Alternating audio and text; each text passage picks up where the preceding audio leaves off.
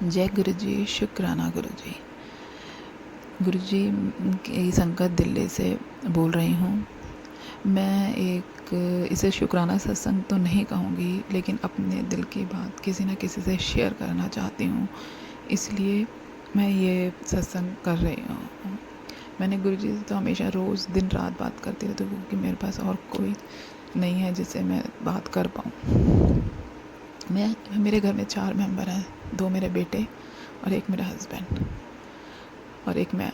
लेकिन मैं क्या करूं, मुझे नहीं समझ में आता। मेरे जो 2 बेटे हैं उसमें से बड़ा वाला अपने काम को तो फिर तरीके से कर लेता है, लेकिन दूसरे के काम को करने में उसको बड़ी हेजिटेशन होती है, मतलब कि वो होती है, परेशान करता है। और उठने में तो उसका बहुत मुश्किल है कि अपने आप उठ जाए तो ठीक है, नहीं अगर मुझे उठाना पड़ता है तो उठता नहीं है। और जब उठता है और लेट उठता है तो फिर उसके लिए मुझे ही हमेशा बोलता रहता है, बहुत गंदा बोलता है।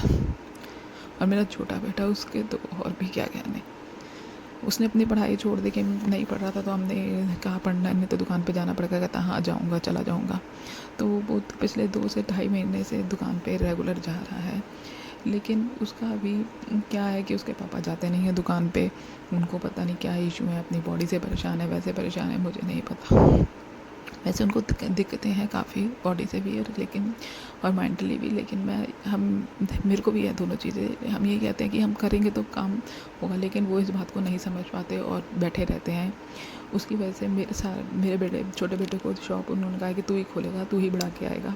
तो उसको 10 से 10 की ड्यूटी करनी पड़ती, सुबह 10 से रात को 10 बजे तक। लेकिन उसको भेजना मेरे लिए बहुत बड़ा टास्क होता है।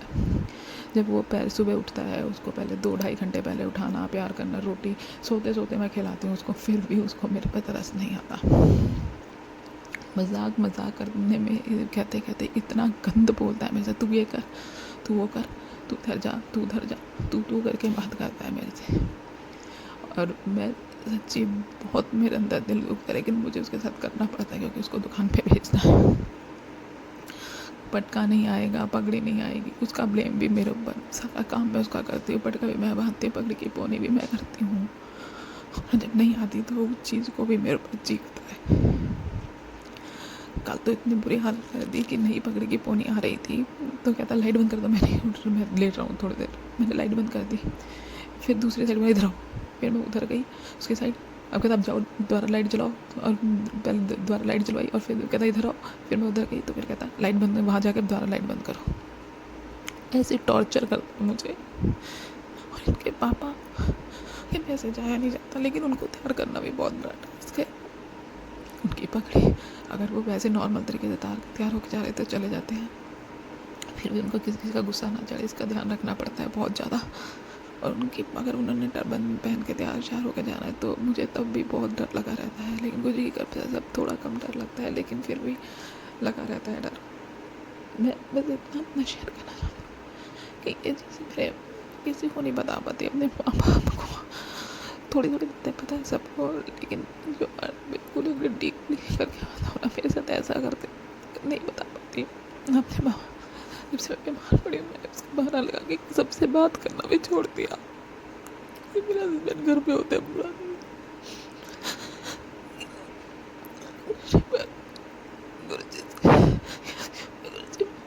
मेरे को पता ही है मेरे पिछले जन्म के कर्म में जो हम कटवा रहे हो। एक बंदे से तो खुशी दे दो मुझे प्लीज, एक पूरे घर में एक बंदा तो मुझे समझे। तीनों एक दूसरे पर इल्जाम लगा के मुझे टॉर्चर करते हैं। 5 मिनट में करा मैंने, 10 मिनट। मेंटली हालत किसी को नहीं बता सकती। मैं तो दिल करता है कि मैं सच्ची पागल हो जाऊं और चली जाऊं पागल खाने, और इन तीनों को पता लगे मेरी वैल्यू।